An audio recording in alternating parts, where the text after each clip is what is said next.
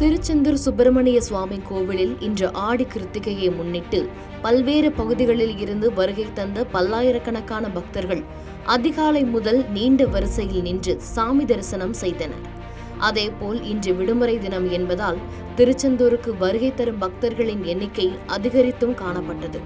மேலும் கோவிலுக்கு வருகை தரும் பக்தர்கள் கோவிலுக்கு முன்புள்ள கடற்கரையில் புனித நீராடி சாமி தரிசனம் செய்வதை வழக்கமாக கொண்டுள்ளனர். இந்த நிலையில் கோவிலுக்கு வருகை தந்த பக்தர்கள் மற்றும் சுற்றுலா பயணிகள் இன்று கோவில் முன்புள்ள கடலில் நீராடி வருகின்றனர். இதற்கிடையில் கடலில் திடீரென ஏற்பட்ட அலையில் பக்தர்கள் இழுத்துச் செல்லப்பட்டனர். தொடர்ந்து கோவில் கடற்கரை பாதுகாப்பு பணியாளர்கள் அவர்களை போராடி மீட்டனர். இதில் கேரளா பாலக்காடு பகுதியைச் சேர்ந்த அனிதா என்ற 13 வயது சிறுமி காலில் காயம் ஏற்பட்டது.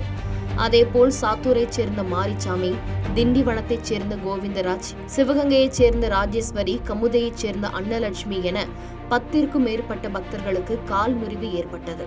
இதையடுத்து அவர்கள் அனைவரும் கோவிலில் நிறுத்தப்பட்டுள்ள ஆம்புலன்ஸ் மூலம் மருத்துவமனைக்கு அழைத்துச் செல்லப்பட்டனர்.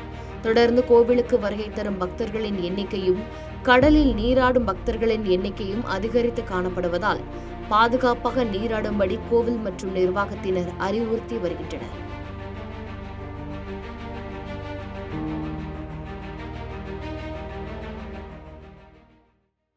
செய்திகளை உடனுக்குடன் தெரிந்து கொள்ள கீழ்கண்ட கேபிள் மற்றும் டிடிஎச் நெட்வொர்க்குகளில் எம்நாடு செய்தி தொலைக்காட்சியை காணுங்கள். பாதகம் செய்பவரை கண்டால் நாம் பயம் கொள்ளலாகாது பாப்பா. மோதி மிதித்துவிடு பாப்பா, அவர் முகத்தில் உமிழ்ந்துவிடு பாப்பா.